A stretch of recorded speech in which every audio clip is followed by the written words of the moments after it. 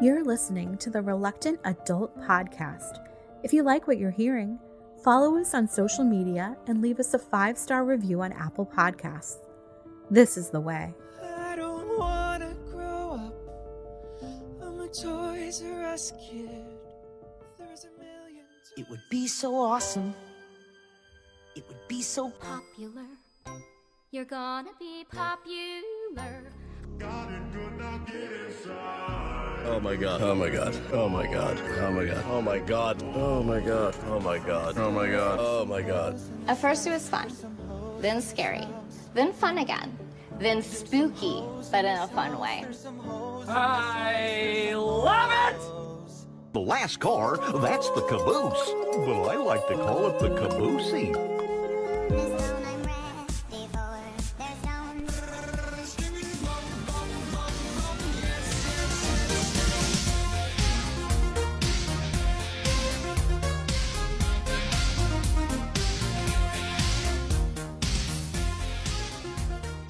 Oh, welcome to another episode of the Reluctant Adult Conversation. My name is Paul, and this week we sat down with Dan Larson, the most professional man in all of toys. Dan invited us to peer into his secret galaxy and talk about his decision to leave Twitter for blue sky and greener pastures, as well as celebrating nearly a decade of shining a spotlight on toys and geek culture on YouTube. Dan breaks down why those AI-generated memes flooding Facebook are harming the artists behind the very media fans claim to cherish. Plus, he shares his take on the future of toy manufacturing and ponders the mystery of why so many action figures bear an uncanny resemblance to him. Dan Larson, welcome to the conversation. Hello, thank you very much for having me. I'm honored to be here. Well, we are honored that you agreed to join us. We've been big fans for a long time. Stalking, yes, I think is what Stalking it is. you know. Yes. You choose to use that verbiage. Now, Dan, the chance that anyone listening to this is not familiar with you is very low. But in the next 30 seconds or so, could you give us a rundown of your entire career? Did you all the way back to the beginning? When Yes, I the beginning of graduated time. from college? No, even before that. Well, first, my parents got together probably right about 1975, I guess it would have been. And the magic happened, and a year later, there it was. For those who don't know me, Dan Larson, Secret Galaxy, formerly Toy Galaxy, YouTube channel. I've been a toy collector my whole life. I'm the writer and host of Secret Galaxy on YouTube. Post new videos every Thursday. We're pop culture, mini documentaries, that kind of thing. Used to be exclusively about toys and that sort of stuff, but then we branched out into cartoons, comics, video games, all the sort of tertiary, the things that sort of touch toys, and expanded from there. And it's been a fun ride, and we're celebrating. We got coming up on 10 years in April. A decade of Dan. Wow. That's amazing. Let's talk about that rebranding for a moment. So did you feel like sticking in the toy lane was too limiting? You just felt like there was more you had to offer the world? 100%. Yeah. It was at a point where, we were looking to grow. Both Greg and I, Secret Galaxy is a 2-person operation, always has been. And we were looking to grow and reach a larger audience. And there have been several instances on YouTube where, different algorithmic stuff, different rules enforcement, issues with advertisers, whatever, where the subject matter of your videos can become problematic as far as reaching a larger audience. And so having the word toy in your name becomes an issue because a lot of those algorithmic things want to sort of associate you with kid stuff, right? Like you're for children, toys are for kids. We're not talking about adult collectibles. Adult collectible Galaxy just doesn't have the same kind of ring to it. So we had talked about it and decided that we'd go with Secret Galaxy, and then that also freed us up to get out of just doing toys. Now we can do movies. Now we can do board games. We can do books. We can do food. Whatever, Yeah. Do you feel like we made a mistake using adult in our name? Do you feel like the algorithm has decided that we are risque content? Could be. Could be, but yeah, but it breaks, if you take that out, it busts up the acronym you got going on there. Well, I know, but I tried to put trap on a T-shirt and it got rejected, and they wouldn't tell me why. So I don't. From the beginning. Maybe a rebranding is in the cards. Huh. Interesting. Yeah, that'd be interesting to know why. Yeah. Well, you've given me a lot to think about. Well, thank you for joining us. I need to go no get problem. back Anytime. to the drawing board. It's been great, guys. Wow. So terrific. Let's get right into it. So you and several others have decided that you are no longer going to tweet. You are no longer going to post on X, as it's called now. I call it Twitter.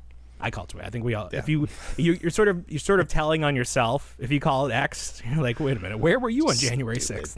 Just stupid. Talk about that decision. Talk about the last year or so of what happened to what was once my favorite platform on social media. You know what? It was never my favorite platform. I've always hated Twitter, and I was a very late adopter for Twitter. When did it start? Like 06, 07, somewhere around there, maybe? Yeah, I think 07, yeah. I don't think I joined until like 2012, maybe even later than that. I want to say, because I had two accounts going. There was sort of one account I started and then forgot about because I had stepped away for so long. And then the second account that was more associated with the actual show.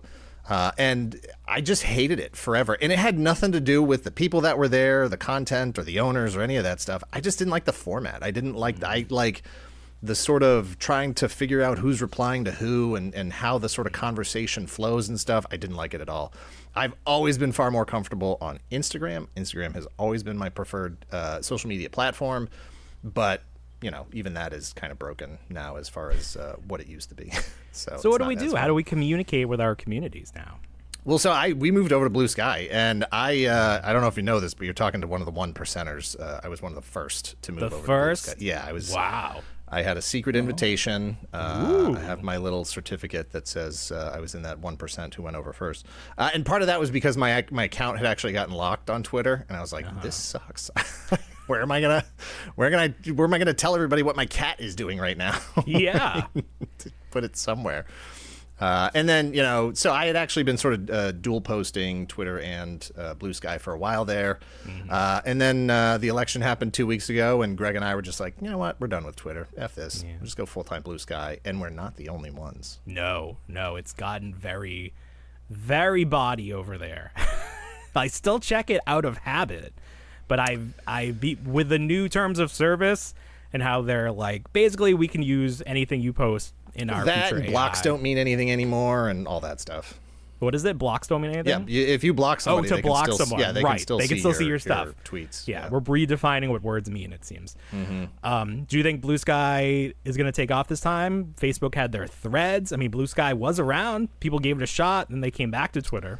I think you've seen a tipping point where so many people have moved over to Blue Sky that now it matters. Because the issue with even myself not doing more on Blue Sky previously is that, until all your friends and all the journalists and stuff you follow and the entertainers and the sports and the whatever move over, there's nothing to talk about. There's nothing to look at.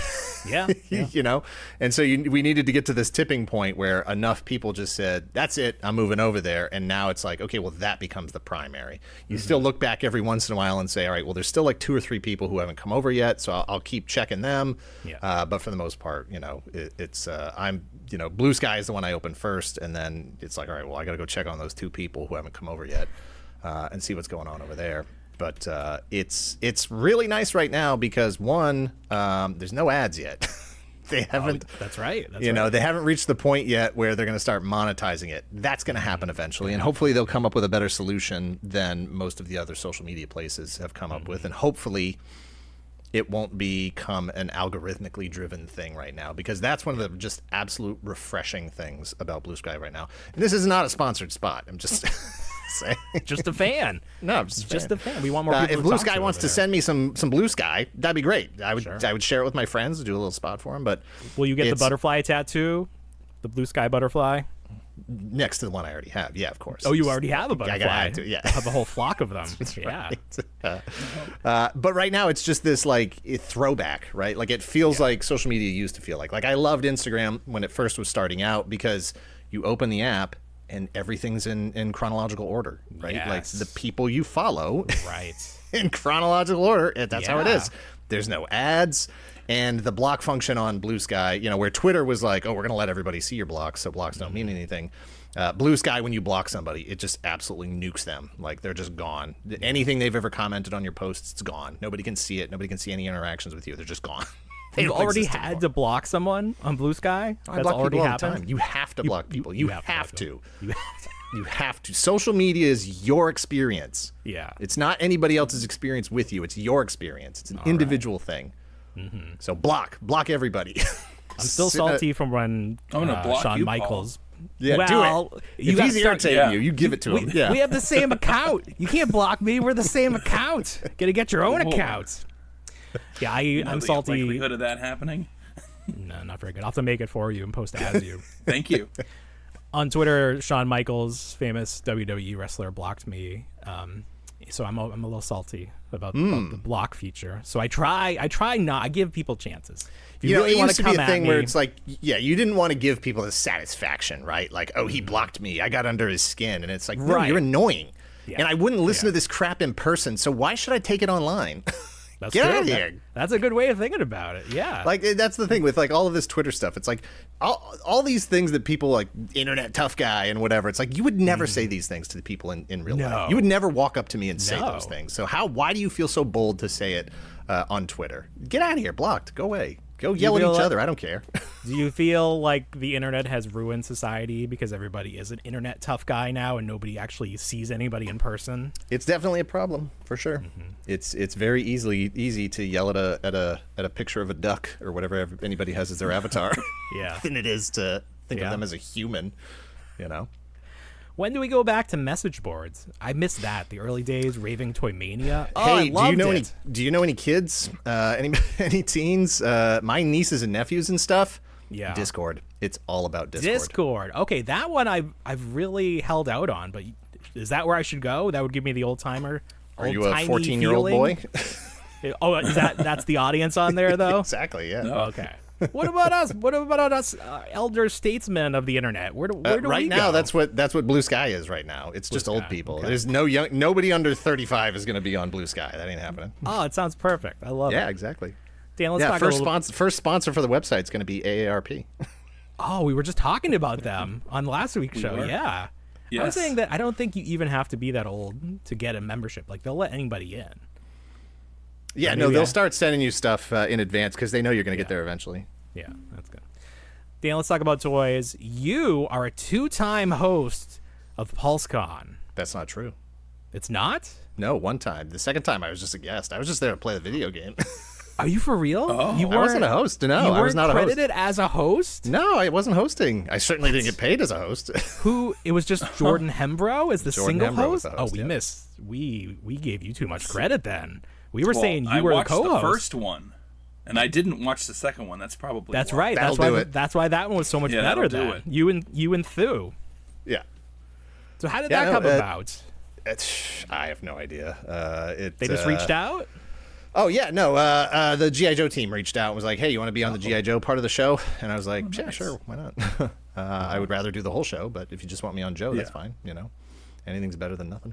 Wait, no, for the first time, though, where you were the first time. Yeah, the first time. So 3 PulseCons ago, Thu Adams of Thu's Transformer Reviews on YouTube, he was invited to be on, and they were doing this whole like international space bridge thing as the pre-show, and so he was one of the pre-show hosts, and his whole thing was, you know, he and 2 other people or 3 other people, whatever, were supposed to be at like different places around the world, and all this global conversation was happening, and so he had his sort of 20 minutes or whatever that he was a part of that.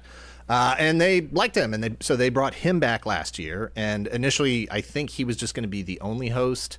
And then they reached out to me and were like, "Do you want to come on and do some stuff?" And I was like, "Yeah, sure." And then just in the sort of pre-production process, they were like, "Why don't we just have him co-host?"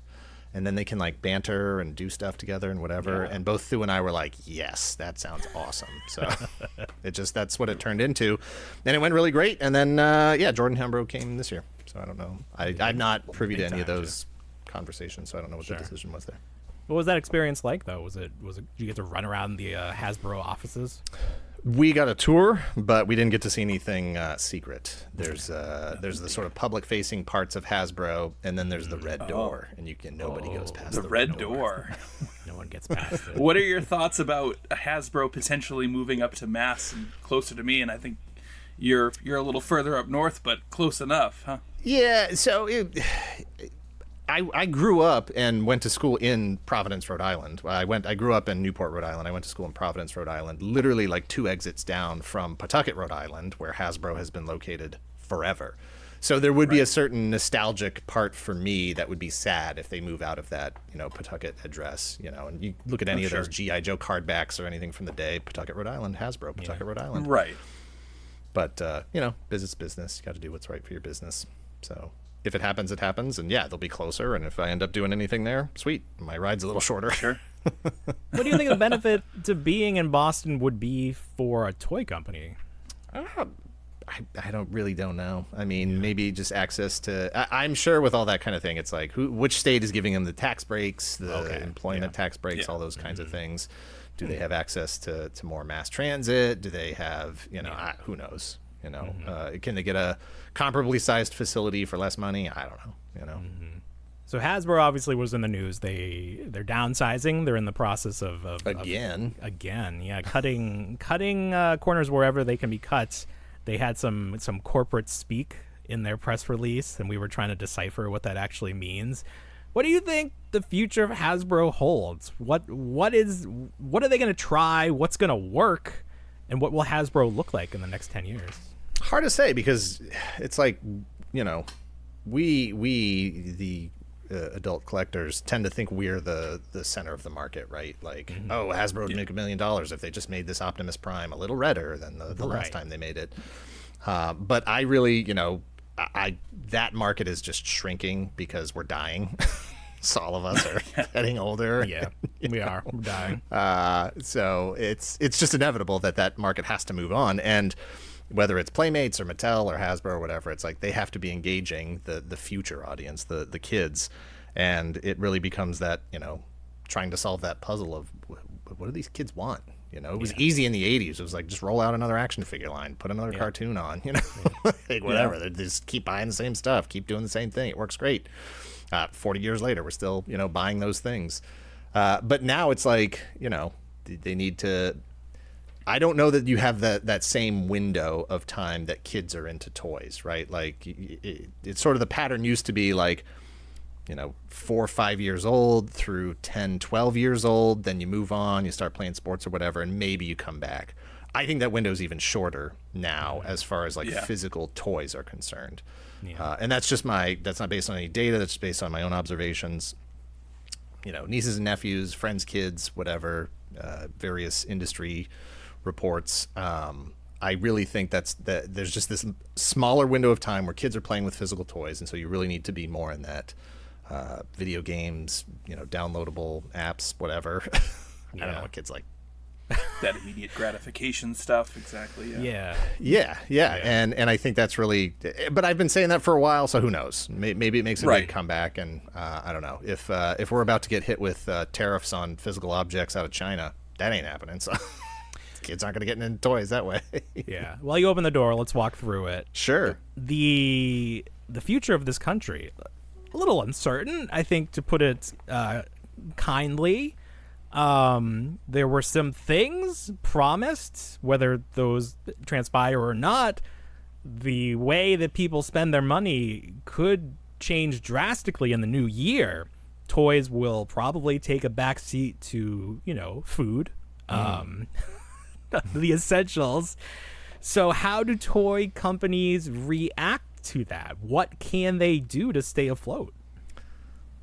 We'll see. This is, I honestly, like, hey, do you remember how it was right after the pandemic and all the shipping lanes were all messed up and all the product was behind and everything was just delayed, and like, it's going to be worse than that. If the things that were promised actually do go through, if everybody understands how tariffs works and whatever. Sure. Yeah, I think it's going to be real ugly. It's going to be real bad. And I think that a lot of this adult collectible stuff is going to be greatly impacted. And, you're not going to be facing the same problem of, oh, there's 10 different lines I want to collect. It's going to be like, well, there's 2 things coming out this year, period. It's not 2 things I'm interested in. There's like 2 things. That's it. A or B, which you want. Yeah. Do you think that adult collectibles have an opportunity because the people who buy them seem to just have unlimited funds? Like, just seeing how many Ninja Turtle items, seeing how much Mondo can get away with charging for these toys, for a $250 Joker set from McFarlane. Do you think there's a chance that adult collectibles could become even more important because those will be the only people with disposable income? Yes. Possibly. That's a lot of uncertainty, I think, is what we're saying. It's hard to say. Yeah. I have to assume that, all these executives and marketing people and whatever are doing their due diligence now to figure out what they can what the workarounds are, how can they move factories, a lot of stuff has been moving out of China heading over to Vietnam. Is that still going to be the same? Are the tariffs going to be have the same kind of impact if they're in that country versus this country?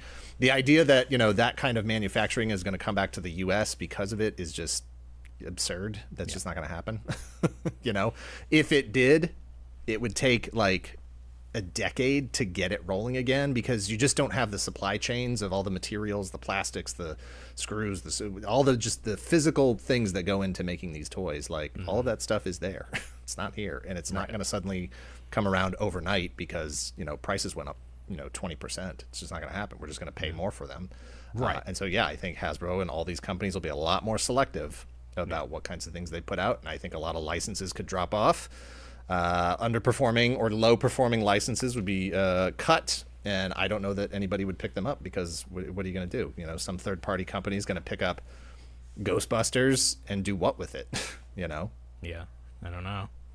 Well, as a Power Ranger collector, we got a sneak peek at what it's like, because Hasbro cut them first, and at least Playmates picked it up, but they're not going to be catering to the adult collector like Hasbro did. Not the same way. I would be surprised. I would definitely look at their Ninja Turtles as an example of what they would do with Power Rangers. Mm-hmm. Power Rangers and Stranger Things crossover. I mean, maybe that would work. Maybe they'd be okay. Yeah. Maybe now we just start 3D printing our own toys. Maybe that's the future. It's an option, for sure. I was just at Legion's Con last weekend, and 3D printed stuff is huge there. Nearly every table, custom heads, custom accessories, all kinds of stuff. I don't really know how that ecosystem works as far as like who makes money off of what, other than that I was paying money for physical objects that were in front of me. Would it pay off better for me if I bought my own 3D printer and just cut out that middle person? I don't know how that would work, but I think I think that's a good observation, that that's a potential area of exploitation to take advantage of a suffering market. So we're talking about toy companies dealing with problems that they did not create. One problem that the toy companies, Hasbro in particular, created for themselves: plastic-free packaging. Can you talk about the disaster that was plastic-free packaging? Did you guys like it? No. I was never hurt by it. But you never hurt. Well, I was hurt what personally. happened with you? Personally, you bought some stuff and you had some swap pieces. I don't think I had some ever swapped out that. pieces. Yeah, but also I like to display mint in card, mint on box, and that it's ugly. You don't even know what's in there. You really didn't know. Well, so yeah, I mean, the market's changed over the decades and stuff. I always found it to be silly because one, we went. Look at vintage packaging, like Mask. Let's just take Mask, for example. There's no plastic on those packaging. It is a completely sealed cardboard box. You don't know what's in there. It could be toast. Who knows? You're assuming it's toys because, traditionally you open that box and there's toys in it, but you don't know. Graded mint samples could have the wrong stuff inside. We don't know. So I found it silly because vintage packaging works that way. Now, obviously, I'll acknowledge that over the years things evolved, things changed, and packaging, especially in package collectors, I don't care. All the packaging goes right in the trash as soon as I get the thing, so it didn't matter to me. But I understand the plight of the inbox collector who said, I've got 25 years worth of figures that I can see what I have. Like part of being able to resist the urge to open it is because I can see the thing, That said, I would always get annoyed when, it's like, it's still in the package. It's still mint, and you're still complaining about, like, the corners, the scratch, the slightly off paint on the thing. It's like, it drove me crazy. I didn't mind plastic-free packaging. I thought it was great. I applaud the attempt to do something that is positive for the environment. I do not like the fact that the savings weren't passed on to the customer, because I'm sure that packaging was cheaper. Yeah. And I think that would have gone over a little bit better if the price had gone down and not stayed the same. I don't like accessories in the trays, swords, guns, spears, any long accessories. I don't like them in the plastic trays because inevitably they get bent. They get warped and bent and stuff. And I feel like when they were in the plastic-free packaging, wrapped up in the little goodie bag in the cardboard box, I had a much better experience with accessories in good condition. Huh. Well, that's interesting. But we did see sales decline. Do you feel like that was tied directly to the plastic-free? I think it was, and I think that's an issue of Hasbro not recognizing who their actual customer base is and what their customer base wanted. And regardless of me saying I don't mind, clearly there were a lot of people who did mind. Yeah. And it's ridiculous that on one hand you have Hasbro trying to do plastic-free packaging, and then I don't know if you ever bought like any like Joy Toy. Do you know the Joy Toy company? Right now they're doing like a lot of the Warhammer figures. Yep. Their early figures, like the first stuff they were releasing, like the Space Guys and stuff, I don't know what the names of the lines are. It would be like the figure in a plastic box, in a plastic box, in a plastic box. Like they were like using up all the plastic that Hasbro wasn't like using. The old Big Macs. They just had all of them in there. Yeah, it's like you look at one company that's doing it this way, and you're like, Hasbro, I don't even know. Even you, Hasbro, with everything that you produce, I don't know if you're making a dent in this. That's a good point. Or you look at those like mystery balls, like Zuru. I don't know if you've ever opened one of those. Every little piece has its own packaging inside. My wife loves the mini brands stuff. Yeah. Oh yeah. And those are just a packaging one of those undoes 8 months worth of plastic-free packaging. Exactly. Like, I feel bad opening it. I got to go plant a tree to make up for this. It's ridiculous. Yeah. The amount of plastic in those things is it's pretty just ridiculous. Yeah. Like it's already right. You already feel weird as a toy collector being like, I'm trying to recycle plastic, even though the thing I'm buying is plastic. It is plastic. That's a good point too. Yeah, we should just be able to turn in our old toys, melt them down, make new toys. Don't say that. There you go. Oh. What? So we've talked about growing up, the things that we liked keep coming back. Ninja Turtles, Ghostbusters, G.I. Joe keep being recycled. We're finally starting to get some other lines recycled. Nacelle, bringing back Cowboys and Moo Mesa, some other favorites. Do you think Sectars? Do you think we've run out of toys to recycle? Because it doesn't seem like we're trying anything new. No, it's just it's that nostalgia environment. It's that, minimum risk. It's that, no company wants to take any risk on anything. And it's way harder to introduce something new than it is to just try to mine nostalgia, which we've been doing for the last, 25 years? Yeah. just constantly. It's the MCU, it's Transformers, it's Star Wars. Nobody wants to, it's too dangerous and too risky to press into something new.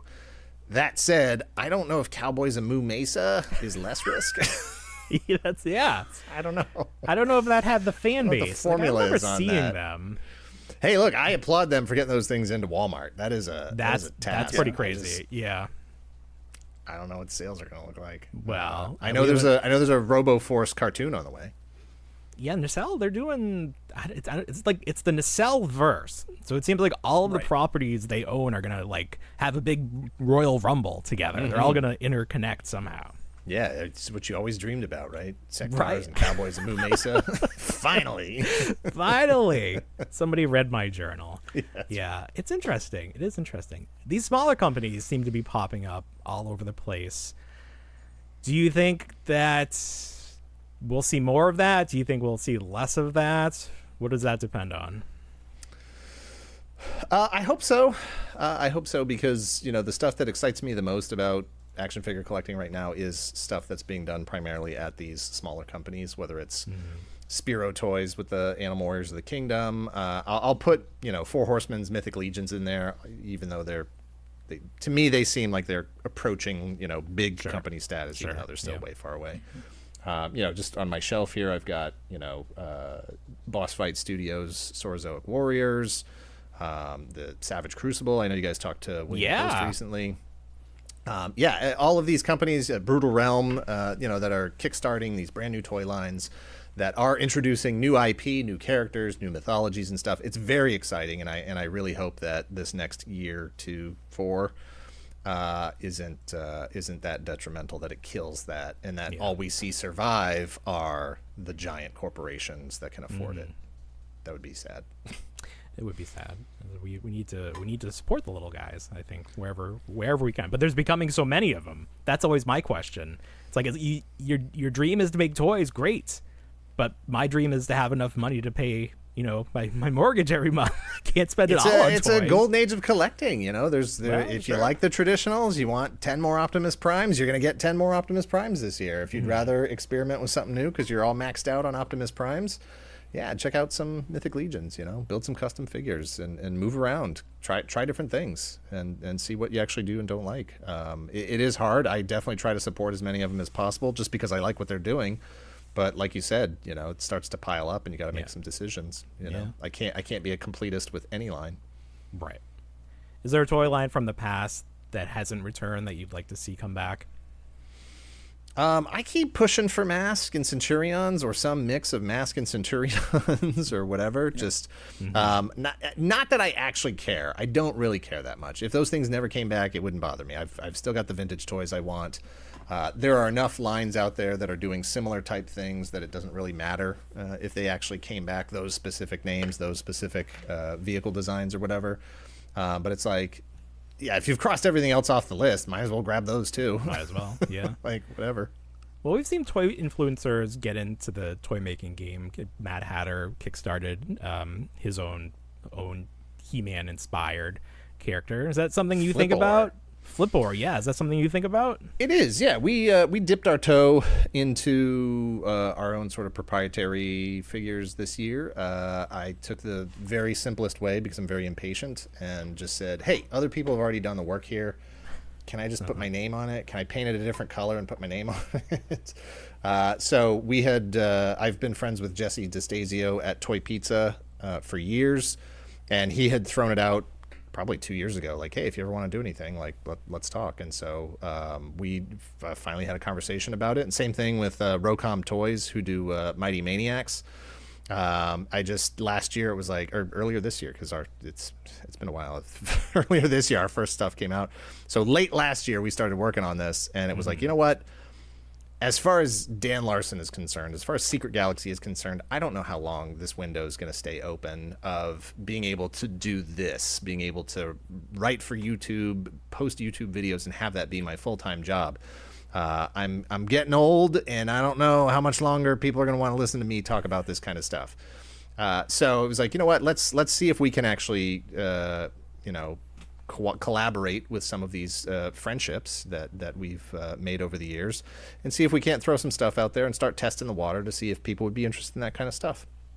And so we released the Darkhawk figure, which was a character I created when I was 13 years old with Toy Pizza, and then the Mighty Maniacs figure we made, SGO1, was inspired by our logo, which is the sort of skull and the laser tag helmet that's in the background of almost every video we've ever made, where you can see the background. Just sort of became our official mascot. So we did those two figures. We did a third that we just put out at our first ever convention, SGX, Secret Galaxy Expo. Yeah. And the response has been very positive. And so, yeah, I've definitely been having some conversations and we've been looking at the potential for doing something more elaborate than just repainting somebody else's figure. Nice. You mentioned that this is your full-time job. Can you tell me step by step how you made that happen? Because I'd be very interested in doing that as well. Step one, it's going to take 10 years. Okay, good. Sounds good so far. You got 5 in so far, Paul. You're good. You're getting there. Yeah, we're good. We're good. Halfway there. I have 18 roommates, so my rent is very low. No, really, all it was I think for us, I think we hit in this.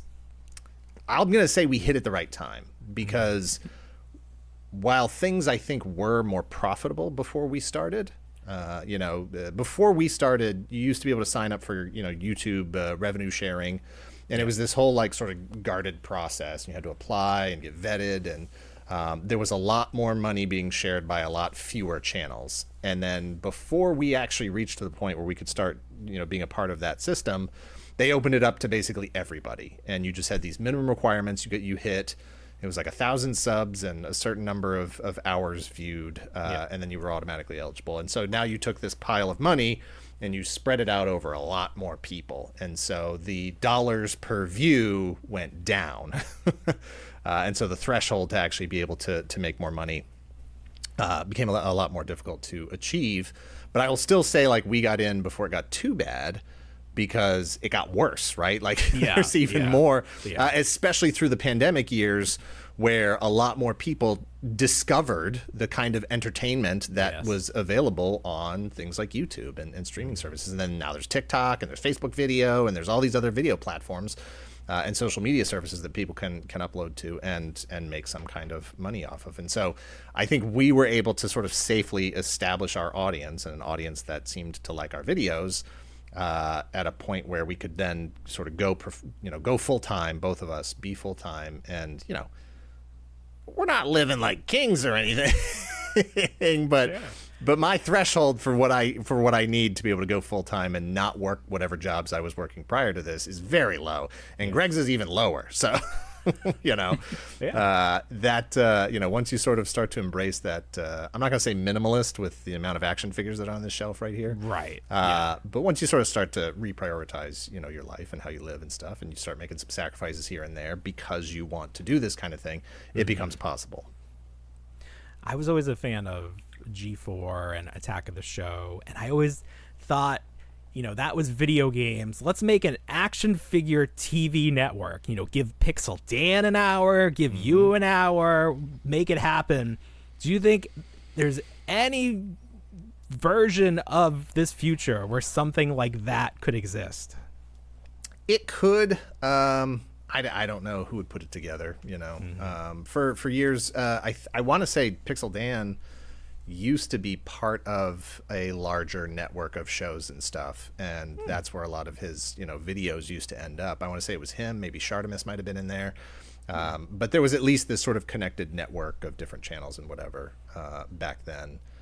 I don't think it was as profitable, because you sort of got to give away 10 or 20% or whatever it was. Right. Yeah. But I don't know. I mean, could there be some Roku channel or some Apple TV channel or something like that? Yeah, probably. But you'd need somebody to put some money into it, because you would be asking, the people making those videos and stuff to sacrifice some of their income, because either you would need them to have exclusive content, right? You don't want it over here if you can just get it for free on YouTube. That's true. Yeah. Or you're just going to need to throw a lot of money at them to get them to go full time, produce more content, make more original stuff. Yeah. Build a house, like the TikTok house, but instead of 20-year-old women, it's just us. Yeah. Making content, playing with toys. There's definitely a market for some kind of action figure toy related thing. Nacelle has done, Toys That Made Us. That's true. History Channel has done Toys That Built America. There are places out there where this kind of stuff is watched. I just don't know that, 24-hour programming, and it's like, up next is 30 minutes of Robo, followed by the D Amazing Show. Like, I'd watch it, but I don't think that there's a big enough market for maybe this is what saves toys. We got to get that younger demo into toys, and this is how you do it. You talk to them through through the no, you're not. You don't talk to them through old attention people. span for it. Yeah, that's true. Well, It's just you know, it's it'd 20. have to be quick. We'll do 30-second 48. clips. Yeah, well, that's true. How many? We're doing like 1,000 episodes a day. They're And very you got to quick. turn the host has to be like a talking shoe or something. Like it can't be an Talking old shoe person. would be good. Yeah, Yeah. Like, it that has would be to fine. Something silly.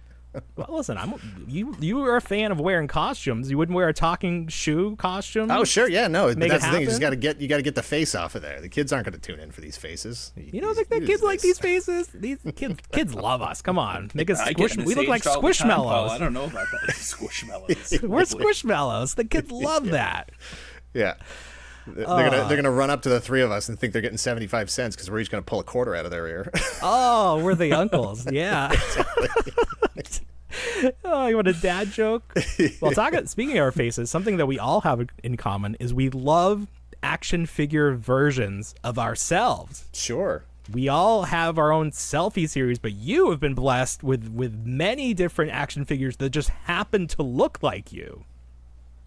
I got one of those faces. You just got one of those faces. One of those handsome Caucasian male faces. Were you upset at the casting of the new Fantastic Four because you're not going to get any more faces that look like you out of it? No, it's whatever. I'm totally fine. Look, hey, Mark II Designs, he did an actual head scan of me and look at painted it that. up and sent it to me. Yeah, no, this is perfect. That's You're not going to nice. get any better than that. No, wow. Yeah, I was pushing the guys from Collegiate Legends. Like the next one you do, like you can barely see the face. Just put a little paw under the head. Come on. Yeah, just throw a little pair of glasses on him or something. Come Yeah, on. that's good. Yeah, because when I take my glasses off, nobody knows who I am. Like, who's this guy? My eyes become small like Milhouse on The Simpsons. Very strange. It's very strange. Dan, you are a guest columnist on Toy Collector Mag. Did I pronounce that right? Correct. That Because is the there's correct no name of the E. magazine. You have to go yes, collector. yes. Yeah. Hey, there's still magazines. How about that? I didn't even know they still make magazines. I wrote. I think I'm in every issue from 2 to 12, maybe somewhere around. Oh, there. wow. I don't know what Okay. issue they're on now, but I was definitely writing for that. And unfortunately, I did have to step away, and so I think I've just sort of contributed 2 or 3 things here and there since then. But I was really interested in helping that magazine get off the ground and hopefully trying to find some kind of foothold to see if that was something that people would actually go for. I think Blake Wright, who runs it, that's been a passion for him. Mm-hmm. And that was what it was going to take to get it done, was somebody who was incredibly passionate about it, believed in the medium, and really, pushed and spoke to the right people and had those connections to make something like that into a reality. So I was happy to help out, and I'm glad to see that it's still going. Yeah, they're getting some big scoops. Definitely, see their name a lot. Growing up, I loved Toy Fair magazine. Like that was every month. I'd be like, oh yeah, but I wasn't much of a reader. Like I really gravitated towards the little one shots and the Twisted Toy Fair theater. Like that's what I was interested in. Yeah. No, I get it. And I, Toy Fair was kind of a weird thing. I loved Toy Fair magazine. Obviously the pictures was most important because there was no internet, so you were getting that. Yeah, that was the that's only place right. you could get that kind of news. I always felt like it was a little bit of a ripoff because every month I was paying for a third of the magazine that was just a price guide. That's very true. Yeah, the price Stupid. guide was meaningless to me. I did not care about that. The only reason I looked at those pages was because they had the big shots on those pages. They were smart in that way. They were definitely smart. Just could have been a half size magazine or published half as many times. That's true. Yeah, I have like a collection of those. Like whenever my mom visits, which is coming up in a couple of weeks, she'll bring me like a suitcase full of stuff from home. And one year she brought the Toy Fair magazines, and I was like, oh, and I flipped through them for like 5 minutes, and I was like, all right, that's good. Don't need they're very quick to make your way through them, because like as you said, like 30% is the price guide. Yeah, I was a dummy, and not since I couldn't tell the future, I had actually just offloaded like all of my Toy Fair magazines and all of my Wizard magazines. I had the entire run of both magazines as they were coming out. I had subscriptions to both, so I had every single one. I had all the special editions, whatever. And I did not know at the time that we were going to start a YouTube channel about toys and pop culture history and all this other stuff. And so I had sold off. I kept maybe 10 special issues of each. Like, oh, I love this cover. Oh, this is one where they talk about this toy. And so for the last several years, I've been sort of rebuilding my Toy Fair and Wizard collection because And it's become more of a problem, and it's becoming more and more of a problem every day, where the internet is less and less reliable in terms of actual research, historical research, because things get paywalled, things get deleted, things get archived, and you no longer have access to them. And AI is just making soup out of everything. So more and more we find ourselves really looking for either physical copies of stories, articles, interviews, those sorts of things, research materials. Newspapers.com has become an invaluable source for us to be able to look back at contemporaneous quotes, interviews, analysis, those kinds of things, to get us just away from what the internet is becoming. Well, you mentioned it. You are one of the top voices, at least on my feed, against AI. Tell us why AI, as if you can't tell already, tell us why AI is a bad thing in general. So AI, first off, I think is too broad a term for what we're talking about. AI can be anything from the predictive text in your texting app, which I'm fine with, right? Like, sure. Yeah. I'm trying to type hello in the dark, and it's like I'm typing letters, and it's like, are you trying to write hello? And so it just puts in hello, like idiot. Like, I know what the next word is here. You've typed it a million times. So I don't have a problem with that kind of AI, right? But the other end of the spectrum is like fully autonomous humanoid mechanisms who can paint and dance and drive cars and, run for Congress. And it's like, okay, well, there's a lot in the middle there, and a lot of that isn't actually a realistic thing that exists yet that can actually function in society, but people are investing money as if it is, or as if it's already here. And that sucks. But then at the same time, we're at a point where artists, I don't know if you know this, artists don't make a lot of money. Really? Yeah. What? Writers. That's right. That's shocking news. Yeah. I don't know if that's what you guys were like building up to or anything, but I have a degree in art and I've never had any money. Okay. It really sucks. And it's unfortunate that, one of the things that makes us human, the ability to create art, the ability to express ourselves and improve our abilities and learn and grow and share, communities of storytelling and history and all these things. That's the first thing that these people wanted to put AI in for. Like, let's just chop all this off, and whatever tiny smidgen crumbs of money you guys were making, we're just going to kill that and take it from you. And then all these jobs at the bottom that are just, people are barely surviving and people barely living those, we're going to kill those jobs too. It's just like, okay, well, all that's happening here is again, this pool of resources, this pool of money that exists it's now even more of it is just going to fewer and fewer people. And it's not good, and it's not healthy for society. And you can say all day long, it's inevitable, it's the future. It's like, it doesn't have to be. It doesn't have to be. We can say no. We can not embrace these things and not use them, I think what really drove it home for me is when you go to Google image search, and at least half of the images you get back are the AI slop that you mentioned. And you have to take a second and be like, wait a minute. These are not actual images that exist. This is not what I'm looking for. But at some point, that'll be all there is. Yeah, I opened up, I think it was Spotify the other day, and I had never seen the button before.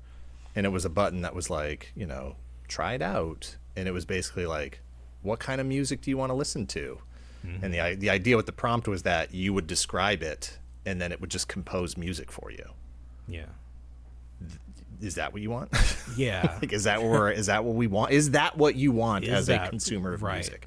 And I have found myself, that I definitely, when I'm writing, when I'm doing research and stuff, I definitely like to listen to electronic, sort of ambient music, no lyrics or whatever. I just, to have something sort of in the background. Mm-hmm. But more and more I find myself wondering, was this done by a human? Is this is some robot just somebody wrote an algorithm and it's just making this looped track, and how do I feel about that? Do I want to go find an artist that I know how far down this do I need to go to make sure I'm vetting every single product that I'm trying to, use to make sure it's fully created by a human, right. and what tools were they using? So we got to sort of pick and choose our battles, because it is, unfortunately, a certain degree of it is inevitable, and you're not going to be able to get around with it. Like you just said, anything you Google right now, it is automatically plugging that into an AI search and delivering you the results. Yeah. And it happened so fast. Like in the last 2 years, this all happened. Like we were not ready. The movies about AI, we were looking for a muscle-bound Terminator coming at us firing. We didn't think that our Google searches were going to be the problem. Well, that was the whole premise of Terminator 3: Rise of the Machines. It was software was cybernet at the end. Right. Yeah. So, it is distressing to know that this technology is if it's being tested on us, not even tested, if it's being deployed on us against our will on everything, YouTube, Google, Spotify, any app that exists, Photoshop, we're not asking for this, but we're being forced to do. There's a couple wars going on right now, and I'm pretty sure those dancing robots have the AI and that all is being tested out there as well. And so I don't really know how far away we are from, the skeleton robots stomping on our dead skulls. Did you watch Severance on Apple TV? No, I did not. Okay, check out Severance. Right. The second season, it's directed by Ben Stiller. It's delightful. It's have you heard of it? Oh, yeah, for sure. Okay, it's very good. If you take anything away from this interview, watch Severance. Got it. It has not been explained yet what they're doing, but I feel very strongly that it's somehow clone AI related, and they're trading them, and they have no idea they're doing it. So I'm just preparing myself, because media has a pretty good track record of predicting what the future is going to look like. Like, we didn't get the video phones from Back to the Future. We kind of skipped right to the iPhones, to the tablets. But in terms of predicting humanity's downfall, we've seen a lot of versions of that. Yeah, and the thing that as someone who has wanted to draw, wanted to create characters and tell stories, and I for years I was a self-publishing comic book artist and making my own online comics and those types of things. It just really hurts. It stings to see that sort of the first embrace of this technology has been by people who want to use it to hurt, to cause pain to people. And, you see these artists who actually are full-time professional artists who are making a living, who are succeeding. They become the targets of all of these AI slop producers. It's not like, give me a cool summer evening, with robots in the foreground. It's like, give me a cool summer evening with robots in the foreground in the style of this specific artist. Right. Yeah, exactly. Because there has become this parasocial hate because they want more, but the artist won't give it to them.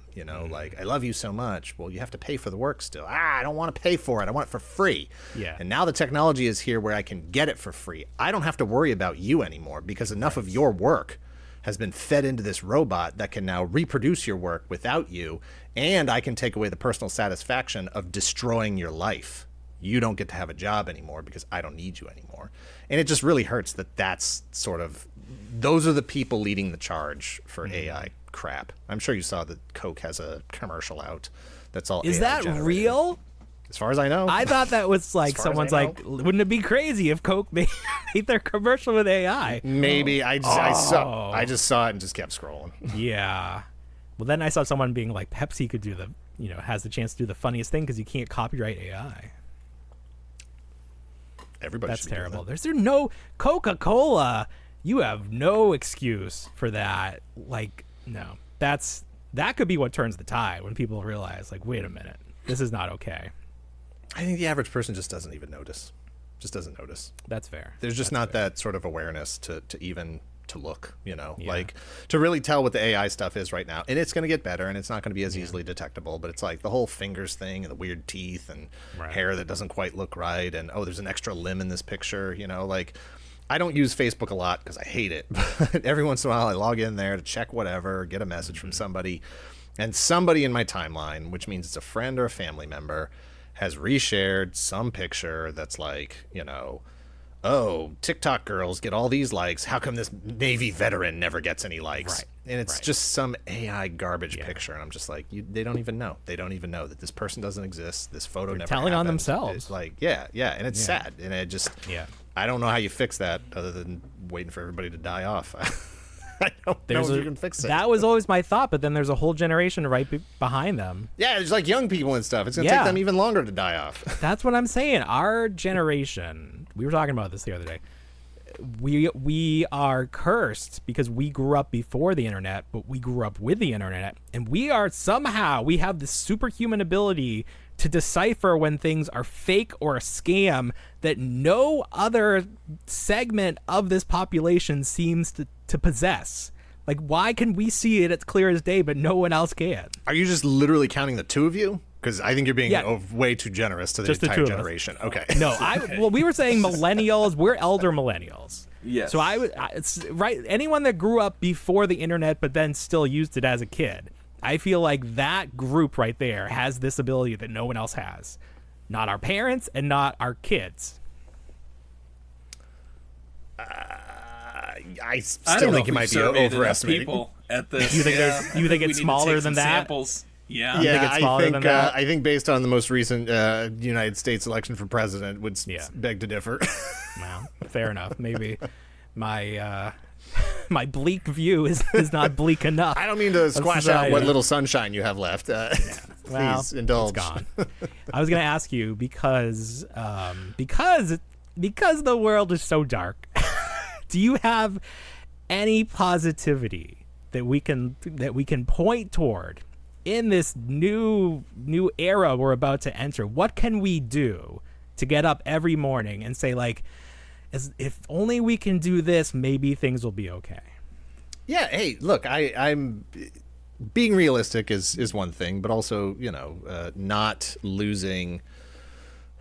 not losing who you are and what you like to do, and your, even if it's just the little things in life, that's just as important to battling the forces of darkness than anything else, right? Like whether it's a little fight, in your life, just sort of general dissatisfaction with where you're at professionally or in a relationship or something, or if we're talking about big existential things like fascism and AI, robots, and the World War III and whatever else. Mm-hmm. It's like you still have to cling to the things you like, the things that actually make you happy, even if it's something dumb. I just posted a picture of my cat, caught a mid yawn, and put the song from Frozen 2 over him because it looked like he was singing. And it's like, it was a dumb little thing that made me laugh. And as long as you can still retain those kinds of things, then that sort of darkness can never fully envelop you, right? Like, that's part of the mission, is to make you no longer feel even those little bits of happiness, and to give up and to give in, and so all of these terrible things can just run rampant over your life and your friends and your family and your community. And so, hey, so the election happened, and that week is supposed to go to Legion's Con. And I was like, why am I going to go to Legion's Con? This is stupid. Like, it feels pointless, like, I'm just angry at everything and feel, like I can't even trust anybody anymore because it's voted like a bunch of idiots. Right. Yeah. But then I was, I gave myself a day to sort of like recover, mourn, whatever you want to call it, grieve. Sure. And then it was like, all right, I'm in a better headspace. I actually got some sleep. And so I went to Legion's Con on Friday, Saturday, and Sunday. And that was the thing, a lot of people that I read and follow, journalists, experts on authoritarian governments and autocracy and that sort of thing.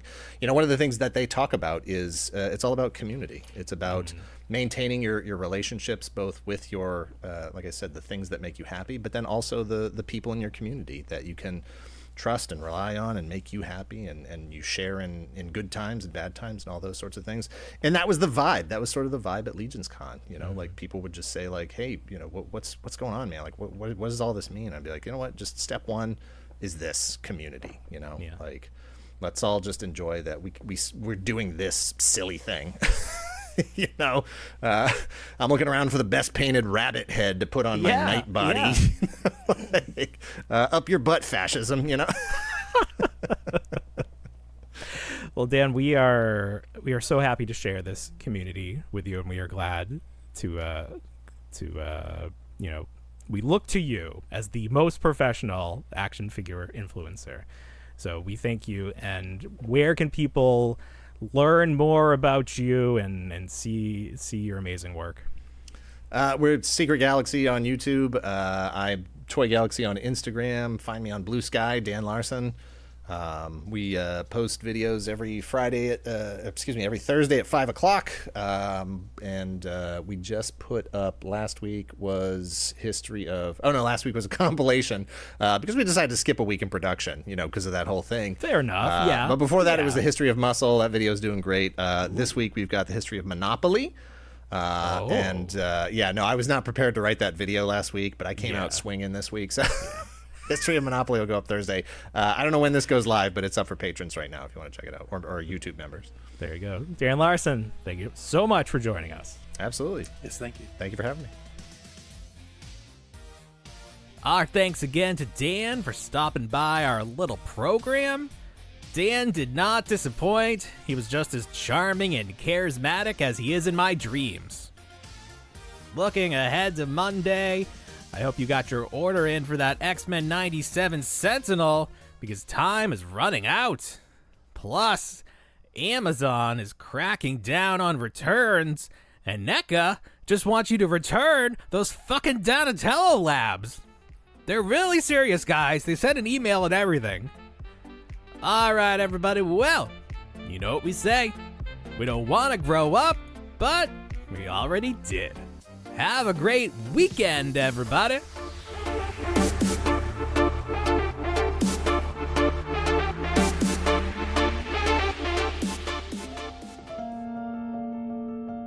I still wanna be a Toys R Us kid.